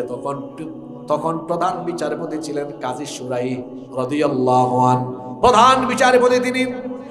তার কাছে যাওয়া হলে তিনি সবকিছু শুনলেন। শোনার পরে আলী রাদিয়াল্লাহু আনহুকে বললেন, মহামান্য খলিফা, এই জিনিসটা যে আপনি দাবি করছেন আপনার, এই জন্য কি আপনার পক্ষে কোনো সাক্ষী আছে নাকি? তখন তিনি বললেন, হ্যাঁ আমার সাক্ষী আছে দুইজন। জোরে বলেন কয়জন? তিনি বললেন, তাহলে সাক্ষী নিয়ে আসেন। এবার আলী রাদিয়াল্লাহু আনহু বললেন, আমার প্রথম সাক্ষী হলো আমার ছেলে হাসান, দ্বিতীয় সাক্ষী হলো আমার ভৃত্য, আমার ঘরের চাকর। দেখেন কুরআনী আইন কেমন। বিচারপতি তখন বললেন, আপনি কি রাসূলের তরিকার বিচার জানেন না? আল্লাহর নবী তো শিখিয়েছেন বাপের পক্ষে ছেলের, আর মনিবের পক্ষে মালিকের সাক্ষ্য, আর মনিবের পক্ষে চাকরের সাক্ষ্য কখনো কবুল হয় কেন? তার কারণ হলো ছেলে তো বাপের পক্ষেই বলবে, আর চাকরও তার মনিবের পক্ষে বলবে। সুবহানাল্লাহ পড়বেন না? চিন্তা করছেন প্রধান বিচারপতি কাকে বলতেছেন? এটা রাষ্ট্রপ্রধানকে। আমার দেশে আপনারা দেখবেন বিচারপতি কি রায় লিখবে এটা ওই রাষ্ট্রপ্রধান বলে দিলে পরে ওই তরিকায় লেখা হয়। কি আমি কি মিথ্যা বলছি নাকি? এগুলা মিলাই নিয়েন কথা এগুলা। আর এখানে প্রধান বিচারপতি রায় ঠিক করছেন কার দেওয়া আইনের ভিত্তিতে? জোরে বলেন কার? এখানে রাষ্ট্রপ্রধান হস্তক্ষেপ করার কোনো সুযোগ। তিনি বললেন, আপনার ছেলে এবং আপনার চাকরের সাক্ষী এখানে গ্রহণযোগ্য নয়, এটাই কুরআনী বিচার। তিনি বললেন, এই দুইজন ছাড়া আমার আর কোনো সাক্ষী নাই। প্রধান বিচারপতি বললেন, তাহলে এই লৌহ বর্মের মালিকানা দাবি করার আপনার কোনো অধিকার নাই। তিনি রায় দিয়ে দিলেন ওই খ্রিস্টানের পক্ষে। রায় চলে গেল সরাসরি রাষ্ট্রপ্রধানের বিরুদ্ধে। তিনি রায় মেনে নিলেন। ওই খ্রিস্টান লোকটা বলল, হায় হায় হায়, এ কেমন ন্যায় বিচার! ইসলামের এই সুন্দর ন্যায় বিচারে আমি বড় অভিভূত হয়েছি। আসলে এই লৌহ বর্মটা আমার না, কিন্তু উনি সাক্ষীর অভাবে উনি ওনার লৌহ বর্মটা হারালেন। আপনিও প্রধান বিচারপতি হয়ে রাষ্ট্রপ্রধানের পক্ষে রায় দিয়ে আমার মতো মুসলিমের বিপক্ষে রায়টা চাপায়া দিলেন না। যে ইসলাম এত সুন্দর, যার বিচার ব্যবস্থা এত চমৎকার, আমি ইসলাম থেকে দূরে থাকতে চাই না। ওনার বর্ম ওনারে দিয়ে দেন, আর আমার সাথে সাথে কালেমা পড়ায়া মুসলমান বানায়া দেন। আমাদের পূর্বপুরুষরা আল্লাহর কোরআন দিয়ে এমন ভাবে বিচার করেছেন যে কোরআনী বিচার দেখে ও মুসলিমরা মুসলমান হয়েছে। আর এখন মুসলমানের সন্তান কোরআনকে ঘরের তাকের উপর রেখে ব্রিটিশদের থেকে পেনাল কোড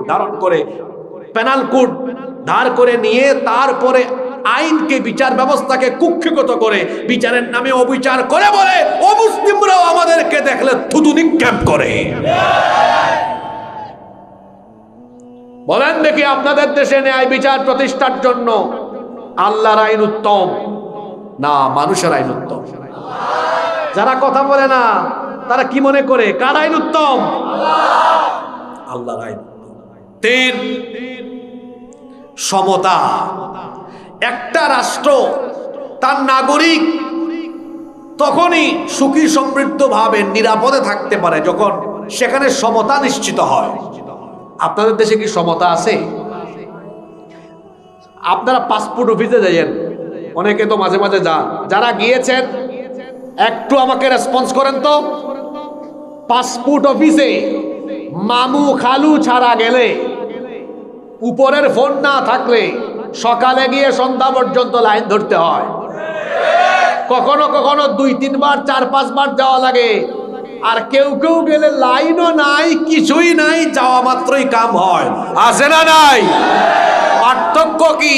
তারও হাত পা আছে, ওরও হাত পা আছে, তারও রক্ত মাংস আছে, তারও রক্ত মাংস আছে। ইসলাম বলে সাদা আর কালোতে কোনো পার্থক্য নাই, মানুষে মানুষে কোনো ভেদাভেদ নাই, একই রাষ্ট্রের নাগরিক। আইন, সুযোগ সুবিধা, সমতা থাকা দরকার, প্রত্যেকেই সমান সুযোগ ভোগ করা দরকার। আবার বলেন দেখি, এনআইডি কার্ড নামে যদি ভেজাল লাগে, আমার একবার ভেজাল লাগছিল পাসপোর্টে। আরে বাপ রে বাপ, আমি গেছি ডিজি, আমার পাসপোর্ট অফিসের প্রধান কি জানি বলে, ডিজি তো মনে হয় বলে, হ্যাঁ এডি, ইয়েস এডি, এডি। আমাকে এডি বলে কিছু লাগবে, আমি বললাম দিব না, নিতেও দিব না আপনাকে। বহুত তর্ক করছে, কামটা হয়েছে, তারপরে বহুত দিন লাগছে গো। এখানে পাসপোর্টে বা এনআইডি কার্ডের সমস্যা নিয়ে ইউনিয়ন পরিষদে অথবা নির্বাচন কমিশন অফিসে দৌড়াইতে দৌড়াইতে একদম হাঁপাইছেন আর জুতার তোলা ক্ষয় করছেন। কে কে দেখি একটু হাত তুলেন।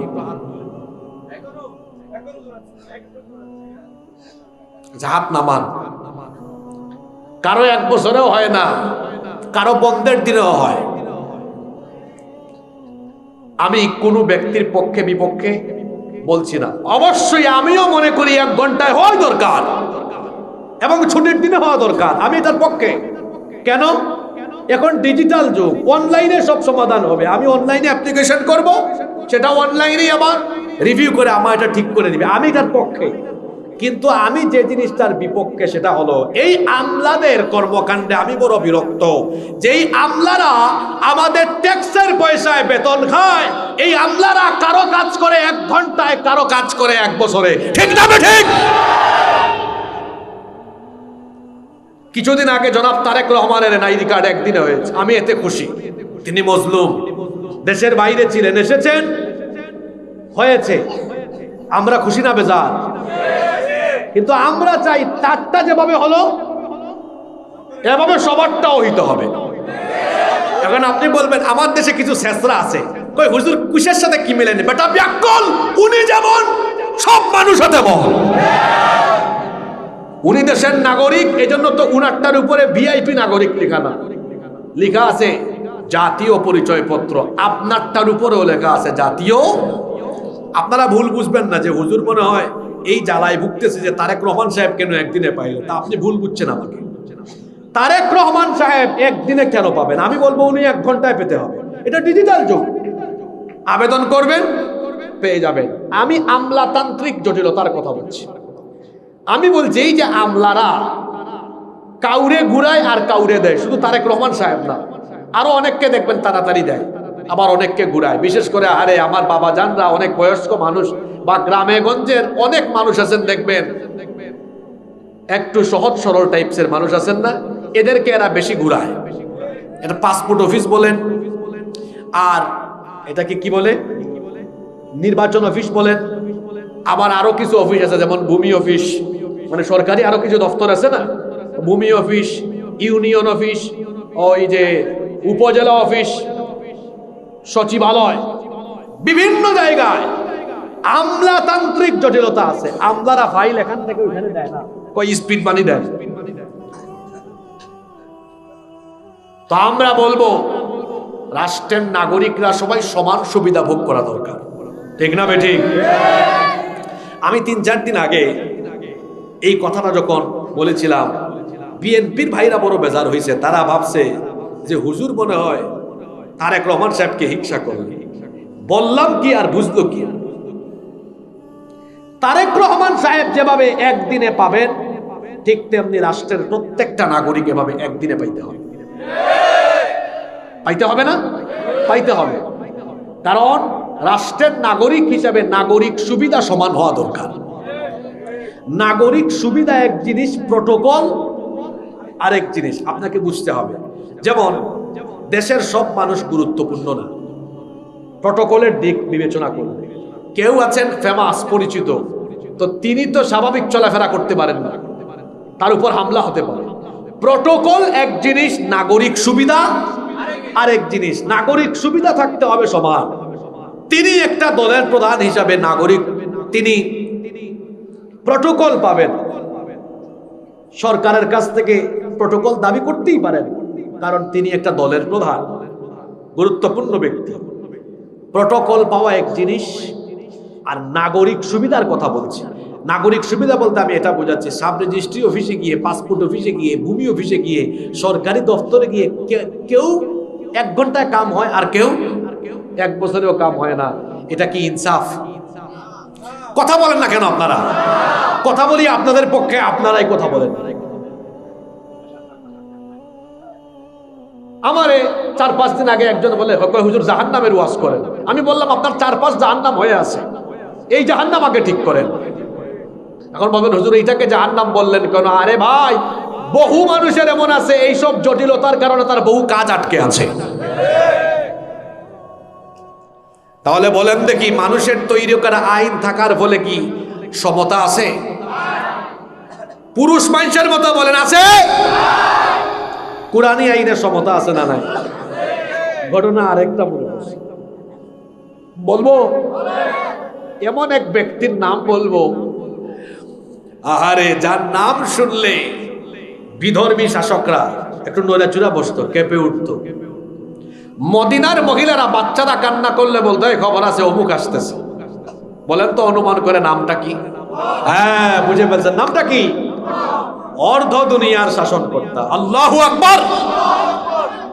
একবার ইয়ামেন থেকে কিছু গনিমতের মাল আসছে, এখানে কিছু কাপড় ছিল। কোন দেশ থেকে কি আসছে? কাপড় সবাইকে, আমার দিকে তাকান, বন্টন করছেন, 1 টুকরা 1 টুকরা 1 টুকরা 1 টুকরা, নিজেও। এটা সমতা, এটার নাম কি? আর আমার দেশে এমন সমতা আছে গো, আসছে তেল, আসছে গম, চোরের চোর সবগুলা মানুষকে কি দিবে? তার নিজের খাটের নিচে ঢুকাই দিচ্ছে। এরকম চোর চামার আপনাদের দেশে নাই? এখন শুনেন, জুমাবারে ওমরে ফারুক রাদিয়াল্লাহু আনহু মিম্বরে দাঁড়িয়েছেন। দেখা গেল উনার শরীরে কাপড় 2 টুকরা। কয় টুকরা? তিনি লম্বা ছিলেন একটু, বডিও চওড়া ছিল। যে 1 টুকরা পাইছেন, ওইটা দিয়ে কাপড় বানাইলে একটু শর্ট পরে। ওনার ছেলে আব্দুল্লাহ বললেন, আব্বা, তা আমার টুকরাও নেন। বাপ বেটার 2 টুকরা একসাথে করে একটা কাপড় বানায় জুমার দিনে দাঁড়িয়েছেন। এক সাধারণ ব্যক্তি উঠে বলতেছে, আমিরুল মুমিনিন, আপনার বক্তৃতা আজকে শুনবো না ততক্ষণ 2 টুকরা পাইছেন কোথায়, এটা জবাব দিবেন না যতক্ষণ। আল্লাহু আকবার, আল্লাহু আকবার। পারবেন আপনারা এমপি মন্ত্রীদেরকে এই প্রশ্ন করতে? পারবেন? কিন্তু কোরআনী শাসন কেমন? হ্যাঁ, পারতে হবে, ঠিকই বলেছেন, পারতে হবে। দেখেন না আমরা কেমনে কথা বলি। আমরা এরকম কি নতুন কথা বলছি? আমাকে যারা চিনেন এই এলাকায়, তো আমি আজকে বহু বছর ধরে আসি না, কত 8-10 বছর ধরে। আমরা ওই তখন যেমন এখনো বদলাই নেই, রং বদলায় না আমাদের। সত্য যেটা সত্য, যেটা সাদা সেটা সাদা, যেটা কালো সেটা সত্য। কথা বলতে শিখতে হবে। আমার বাবা সাহস করে বলেছেন, পারতে হবে। ঠিকই বলেছেন, পারতে হবে আপনাদেরকে। ওই লোক বলেছে, আপনি বলেন কোথায় পাইছেন? ওমর ফারুক রাদিয়াল্লাহু আনহু কি জবাবে বলছেন, এই সিপাহী কোথায় রে, ধরো, জেলখানায় ভরো, এত বড় সাহস? এই কথা বলছেন? তিনি বলছেন, এই প্রশ্নের জবাব দিবে আমার ছেলে আব্দুল্লাহ। তিনি বললেন, আমার আব্বার তো 1 টুকরা হয় না, এই জন্য আমার টুকরাও দিয়েছে, 2 টুকরা জোড়া দিয়া বানিয়েছে। সুবহানাল্লাহ, সুবহানাল্লাহ। এমন যদি হতো আমার দেশের শাসক হতো ওমরেরই মতো হতো, আবু বকরের মতো। চান নাকি আপনারা? যারা কথা বলে না এরা কি চায়? এরা কি চোর চামার চায় নাকি? এমন যদি হতো আমার দেশের নেতা হতো ওমরেরই মতো হতো, আবু বকরের মতো। কেন বললাম ওনার কথা শুনেন? আমার দেশের বেশিরভাগ নেতারা প্রটোকল ছাড়া চলতে পারে না। প্রটোকল নিয়ে তারাই চলে যারা জনগণকে ভয় পায়। ওমরে ফারুক রাদিয়াল্লাহু আনহুর কাছে রোমান অ্যাম্বাসেডর এসেছেন, মদিনায় এসে বলেছেন তোমাদের রাষ্ট্রপ্রধান কোথায়? মদিনার লোকজন বলেছে মদিনার বাইরে গিয়েছেন। মদিনার বাইরে গিয়ে লোকটা দেখে ওমর ফারুক রাদিয়াল্লাহু আনহু একটা গাছের তলায় মরুভূমির বালির উপরে বালিশও নাই, মাথার নিচেই হাতটা দিয়ে শুয়ে আছেন, কোনো প্রটোকল নাই, কিছুই নাই, অথচ শাসন করছেন কত হাজার বর্গ মাইল, অর্ধ দুনিয়া জুড়ে। বলেন কতটুকু পরিমাণ? ওই লোকটা এসে বলল আপনার এই অবস্থা কেন? আপনার কোনো প্রটোকল নাই, সেনাবাহিনী নাই, কিছুই নাই। তিনি তখন বললেন জনগণ নিয়ে আমার কোনো টেনশন নাই, কারণ আমার জনগণের কোনো ক্ষতি আমি করি না, এই জন্য জনগণ আমার কোনো ক্ষতি করবে এই আশঙ্কাও আমি করি না। সেই ওমর ফারুক রাদিয়াল্লাহু আনহুর কথা বলছি। আমাকে একদিন এক ড্রাইভার বলে কয় হুজুর আমি নেতাদের গাড়ি চালাইতাম, রাতের বেলা নেতাদের গাড়ি চালাইলে ওরা সব সময় বলে দেখে শুনে চালায়, কোন সময় যে কে ধরে খালি ভয়। আর এই যে আমার উস্তাদ তিনিও বসে আছেন, উস্তাদকে সাক্ষ্য রেখে বলছি দেখেন ওমর ফারুক রাদিয়াল্লাহু আনহু রাতের বেলা তিনি ঘুমাতেন না, তিনি হাঁটতেন আর জনগণের খোঁজ খবর নিতেন। একবার তিনি দেখলেন একটা তাঁবুর পাশে একজন নারী চুলার মধ্যে কি জানি নাড়াচাড়া করে, তার বাচ্চারা ওইদিকে কান্নাও করে। কাছে গিয়ে বললেন ওগো মা, তোমার বাচ্চারা কাঁদে কেন? মহিলা তখন বলল আমার বাচ্চারা আজকে কয়েকদিন ধরে কোনো খাবার খায় না, ক্ষুধার যন্ত্রণায় কাঁদে। ওমর ফারুক রাদিয়াল্লাহু আনহু বললেন তো চুলায় তুমি কি রান্না করো, তাড়াতাড়ি খাবার দাও না কেন? মহিলা তখন বললেন চুলায় কোনো খাবার না, বরং বাচ্চাদের কান্নাকাটি দেখে সান্ত্বনা দেওয়ার জন্য আগুন ধরাইয়া চুলায় পাতিল দিয়ে গরম পানি ঢেলে সেখানে পাথর দিয়ে পাথর নাড়াচাড়া করছি, যাতে বাচ্চাগুলো বুঝে কোনো রান্না হচ্ছে, কাঁদতে কাঁদতে যেন টায়ার্ড হয়ে ঘুমায় যায়। ওমর ফারুক রাদিয়াল্লাহু আনহু এই কথা শুনে চক্ষু থেকে পানি বের হয়ে দাড়ি মোবারক ভিজে গেল। তিনি বললেন আপনার যে এই করুণ দুর্দশা, আপনি কি আমিরুল মুমিনিনকে এই কথা জানান নাই? তিনি বলেছেন গিয়েছিলাম জানাতে, ভিড়ের কারণে যেতে পারিনি, কিন্তু আমিরুল মুমিনিনের কি কোনো দায়িত্ব নাই? তিনি কি আমাদের খবর রাখবেন না? ওমর ফারুক রাদিয়াল্লাহু আনহু এই কথা শুনে বললেন আপনি এখানেই থাকেন, দেখি আপনার জন্য কিছু করা যায় কিনা। দ্রুত দৌড়ে দৌড়ে তিনি বাইতুল মালে গেলেন। বাইতুল মালের ভেতরে গিয়ে একটা বস্তার ভেতরে কিছু আটা, গম এবং কিছু খাদ্যদ্রব্য ঢুকায়া যখন সেটা নিজের কাঁধে উঠাতে যাবেন, বাইতুল মালের দায়িত্ব ছিল সে বললেন আপনি এই এত রাতে খাবারের বস্তা নিয়ে কোথায় যান? এটা আমারে দেন, বলেন কোথায় নিয়ে যাব? তিনি বললেন আমার বস্তা আমাকে উঠায়া দাও, কারণ কিয়ামতের দিন আমার বোঝা তুমি বহন করবে না। যে কঠিন দৃশ্য দেখে এসেছি, দেরি হয়ে গেলে আল্লাহর আদালতে দাঁড়িয়ে যেতে হবে, আসামি হওয়া লাগতে পারে। দ্রুত গেলেন, গিয়ে খাদ্যের এই বস্তা বা প্যাকেট খুলে খাদ্যদ্রব্যগুলো বের করে দিলেন, নিজে রুটির খামির বানিয়ে সাহায্য করলেন। ওই মহিলাকে বললেন এবার তোমার বাচ্চাদেরকে খাওয়াও, তিনিও খাওয়ালেন। এই মহিলাকে বললেন শোনো মা, আগামীকাল তুমি আবার খলিফার দরবারে যেও, দেখবো তোমার জন্য কোনো সাহায্য করা যায় কিনা। মহিলা তখন বলল আহারে আপনাকে আমি চিনি না, আপনি এত ভালো মানুষ, এই গভীর রাতে যেভাবে আপনি আমাদের দুর্দশায় এগিয়ে আসলেন, আপনার জন্য দোয়া করতে মন চায়। আমাদের খলিফা ওমর না হয়ে যদি আপনার মতো মানুষ হতো, আমাদের মতো দুঃখীদের কপাল খুলে যেত। এই মহিলা তো এখনো তাকে চিনে নাই। পরের দিন যখন খলিফার দরবারে গেল, আশ্চর্য হয়ে গেল, অবাক হয়ে গেল, গিয়ে দেখলো গত রাতে যেই যেই ব্যক্তি খাবারের বস্তা কাঁধে নিয়ে গিয়েছেন ওই ব্যক্তি খলিফার চেয়ারে বসা। দেখা মাত্র ওই মহিলা আবার ভয়ে থরথর করে কেঁপে উঠলেন। এবার তিনি বিনয়ী হয়ে ক্ষমা চাইতে লাগলেন। ওমর ফারুক রাদিয়াল্লাহু আনহু গোটা সভাসদের সামনে তিনি বলে উঠলেন, ওগো মা, উল্টা ক্ষমা চায়া তুমি আমাকে লজ্জায় ফেলে দিও না, বরং আমি তোমার কাছে ক্ষমা চাইছি। তোমার প্রয়োজন মতো সঠিক সময়ে তোমার কাছে আমি খাবার পৌঁছাতে পারলাম না, এই জন্য মেহেরবানি করে দয়া করে কিয়ামতের দিন অভিযোগ করে আমাকে তুমি আসামির কাতারে দাঁড় করে দিও না।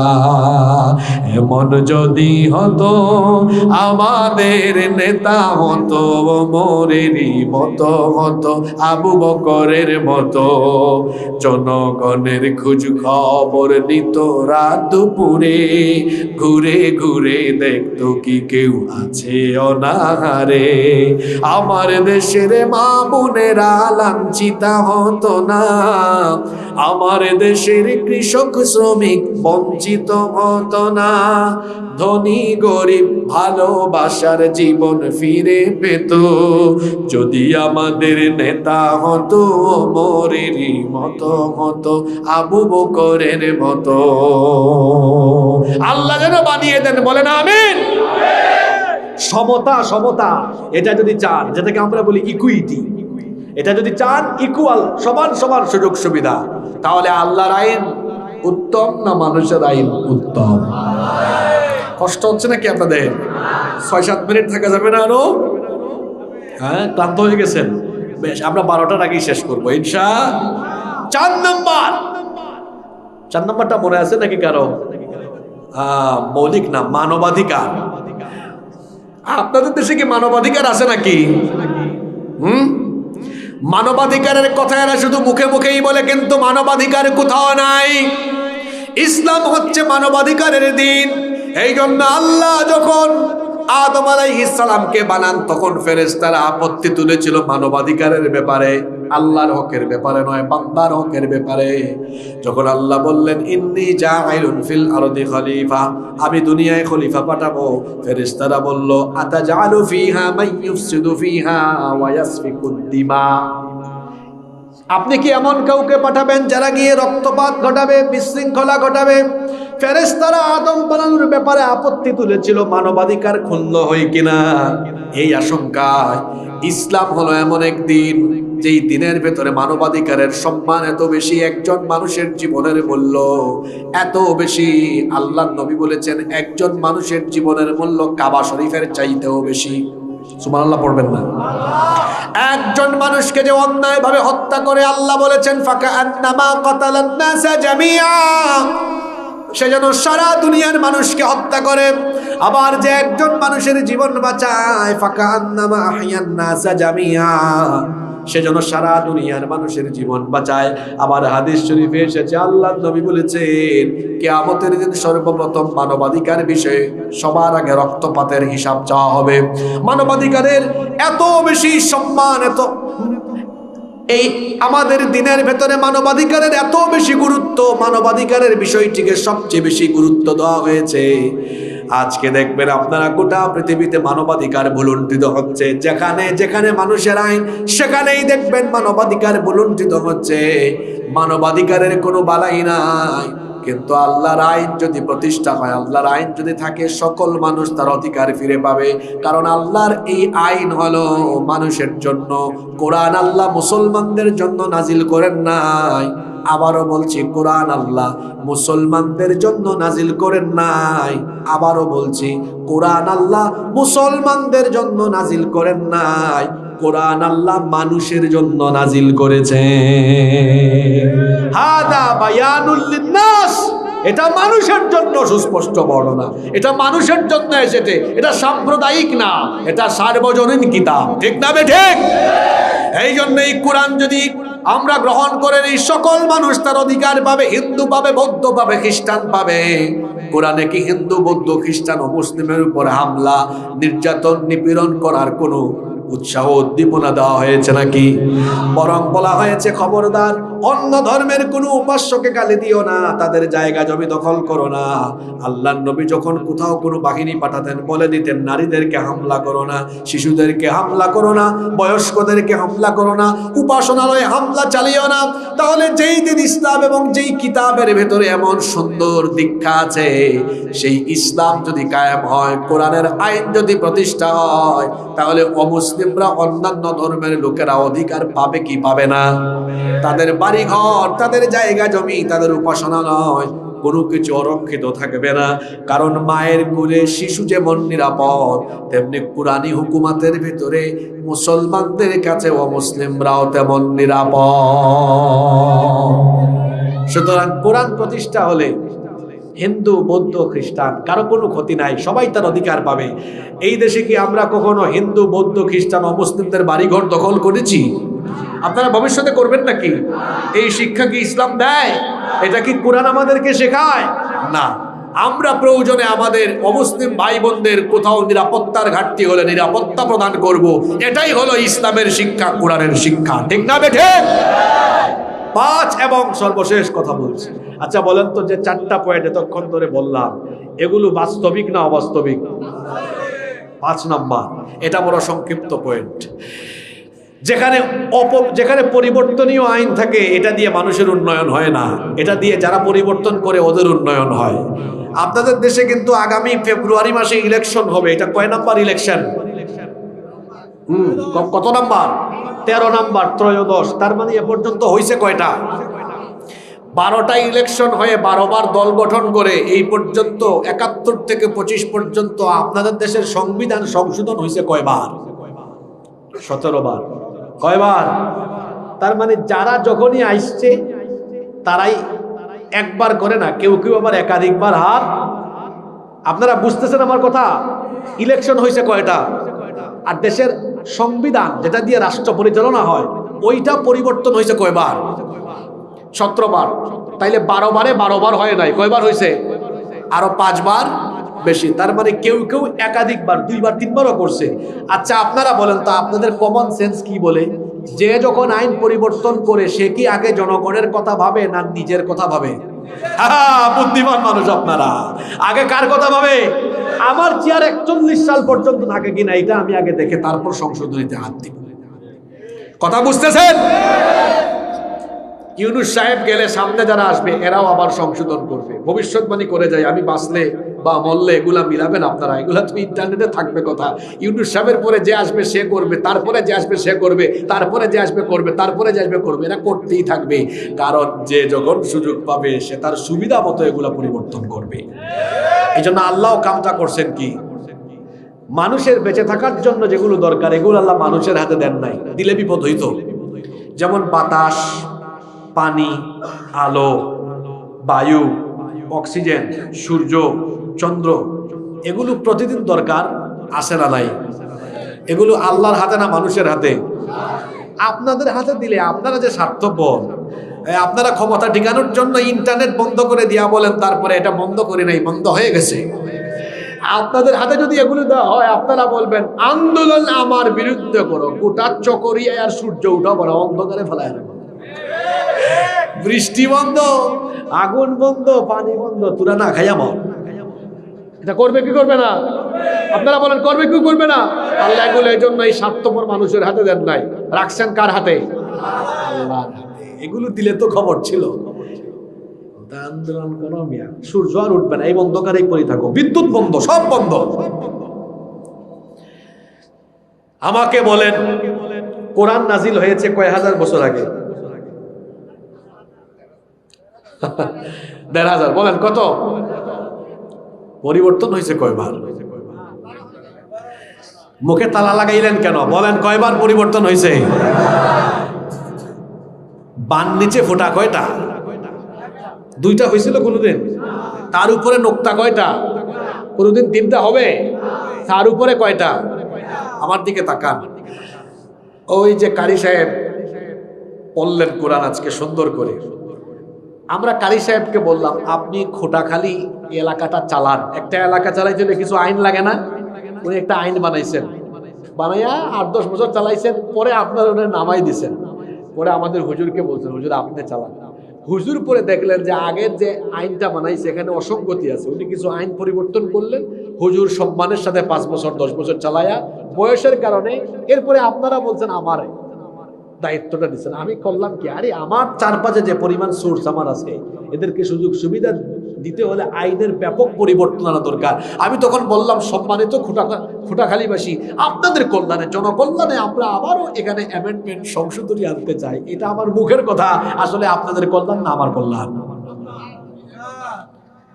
এখন এই 15-20 বছরে 3 ব্যক্তি চেয়ারে বসে চেয়ার পরিবর্তন হইল, আইন পরিবর্তন হয়েছে কয়বার? জোরে বলেন কয়বার? আবার হুজুরের কাছে যান, ওই আমাদের হাফেজ সাহেব কারি সাহেবের কাছে, আপনি চালান কিন্তু ভাই আপনি আপনার কোনো আইন বানাইতে পারবেন না, ধরেন কোরআন দিলাম এটা দিয়া চালান। উনি 10 বছরে এখানে কিছু ঢুকাইতে পারবে, বাদ দিতে পারবে? পরে হুজুরকে দিলাম আপনিও চালান, কিছু বাদ দিতে পারবেন? আমাকে দিলেন, আমার ক্ষমতা আছে বাদ দেওয়ার, জোড়া লাগানো। এই উদাহরণটা কেন দিলাম? বুঝাতে চাইলাম যে যেখানে মানুষের আইন দিয়ে সবকিছু চলে ওখানে চেয়ার বদলের সাথে সাথে আইনের পরিবর্তন ঘটে, আর যেখানে আল্লাহর আইন দিয়ে সব পরিচালিত হয় সেখানে ব্যক্তি পরিবর্তন হয়, আইনের কোনো পরিবর্তন। এখন আপনারা বুদ্ধিমানের মতো জবাব দেন তো, যেহেতু কোরআনও পরিবর্তনীয়, কোনোদিন পরিবর্তন হবে, হওয়ার সম্ভাবনা আমাদের দেশেরটা এই আগামী 26 সালেই হওয়ার সম্ভাবনা বলেন না, আছে না নাই? আমি ভবিষ্যৎবাণী করে গেলাম পার্লামেন্টের প্রথম 1-2টা অধিবেশনেই দেখবেন চেঞ্জিং আসবে। মিলাই নিয়ে আমার কথা, আগামী বছর আসার আগে মিলাই নিয়ে, এরপরে আবার হবে, এরপরে আবার হবে। এখন আপনারা বলেন তো আসলে আমাদের জন্য কোনটা ভালো? যেটা পরিবর্তন হয় ওইটা, না যেটা পরিবর্তন হয় না ওইটা? বলেন। আবার আজকে দলমত বলে যান, এখানে কি আওয়ামী লীগ, বিএনপি, জামাত, চরমোনাই কোন দলের পক্ষে বিপক্ষে কোনো কথা হয়েছে? জোরে বলেন, কথা হয়েছে না? কোরআন সভা, যে আওয়ামী লীগ করে, বিএনপি করে, জামাত করে, বিএনপি করে, জাতীয় পার্টি করে, চরমোনাই করে, সবার কোরআন। এজন্য আমরা যদি সবাই সব বলে কোরআনওয়ালা হয়ে যাই আমাদের লাভ আছে না নাই? অর্থনৈতিক সমস্যা থাকবে, ন্যায় বিচার প্রতিষ্ঠা হবে, সমতা হবে, মানবাধিকার প্রতিষ্ঠা হবে, তারপরে কল্যাণ হবে, কল্যাণের দরজা খুলে যাবে। এই যে 5টা কথা বললাম 5টাই পাবো কার আইন থাকলে। চ্যালেঞ্জ করে বলে গেলাম,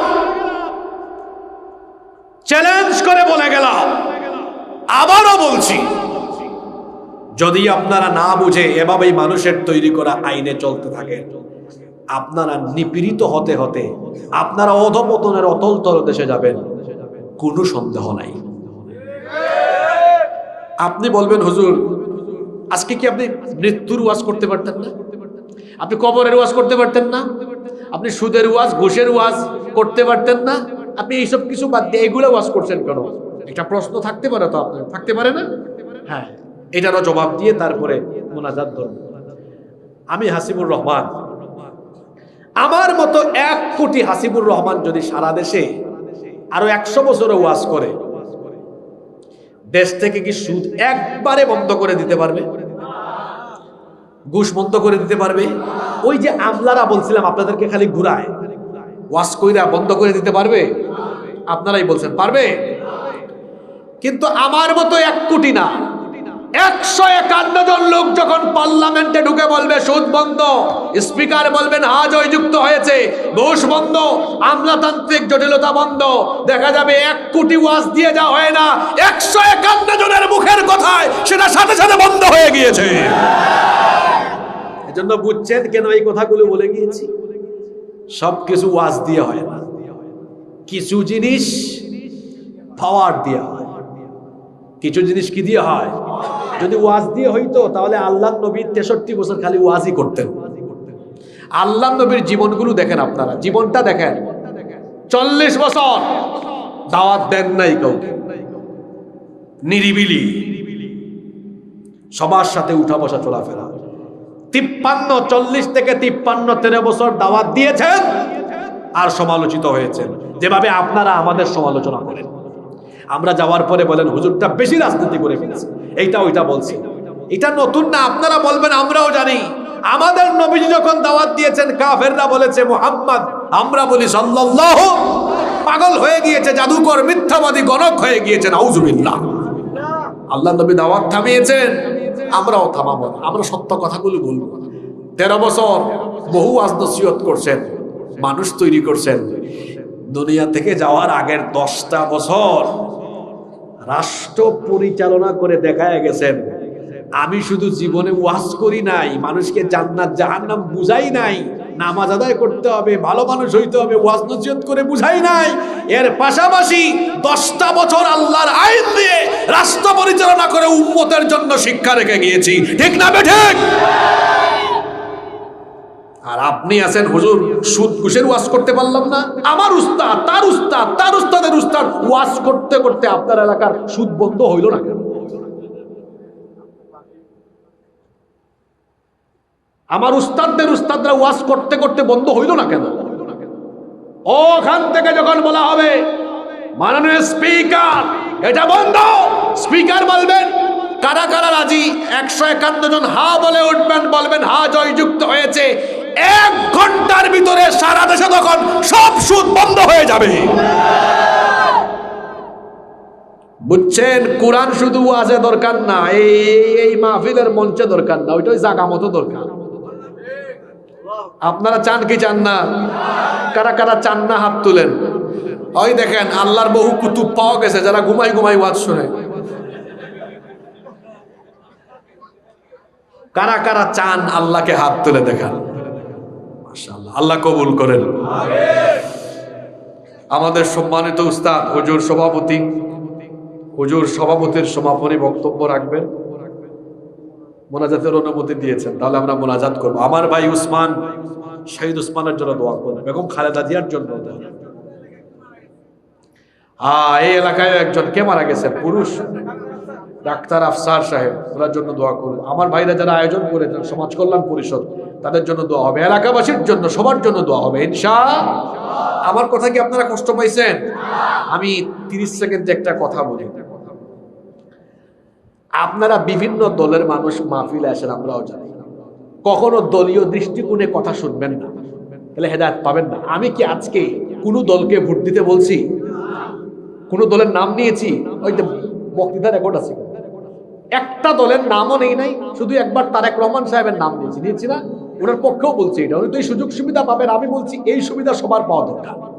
এছাড়া আজকের আলোচনায় কোনো দলের নাম নেই নাই, কাউকে ভোট দিবেন না এটাও বলে নাই। আমি শুধু বলেছি আপনারা সবাই কিন্তু মুসলমান, যে যে দল করেন ভাই বলেন তো কবরে দলের পরিচয় না ধর্মের পরিচয়? তাহলে কবরে যদি ধর্মের পরিচয় হয়, তাহলে কবরে যাওয়ার আগে জীবন হবে দল ভিত্তিক না ধর্ম ভিত্তিক? আর কেমনে বুঝাইতাম? আমাদের জীবন হবে দল ভিত্তিক না ধর্ম ভিত্তিক? দল আগে না ধর্ম আগে? বলেন দল আগে না ধর্ম আগে? ধর্ম আগে। কবরে বলবে না কিরে তুই কোন পার্টির লোক, বলবে কিরে মান রাব্বুকা মা দীনুকা ওয়া মান নাবিয়্যুকা আও মা হাযার রাজুল আল্লাযী বুইসা ফীকুম। এই তিনটাই তো মৌলিক প্রশ্ন, ঠিক না? দলের পরিচয় না, সবগুলাই ধর্মীয়। কি তাহলে আমাদের জীবন হবে দল ভিত্তিক না ধর্ম ভিত্তিক? বলেন দল ভিত্তিক না ধর্ম ভিত্তিক? এই সবকটা নিয়ে যান, সবাই বলেন জীবন হবে দল ভিত্তিক না ধর্ম ভিত্তিক? ধর্ম ভিত্তিক জীবন হবে। আল্লাহ বুঝার তৌফিক দেন।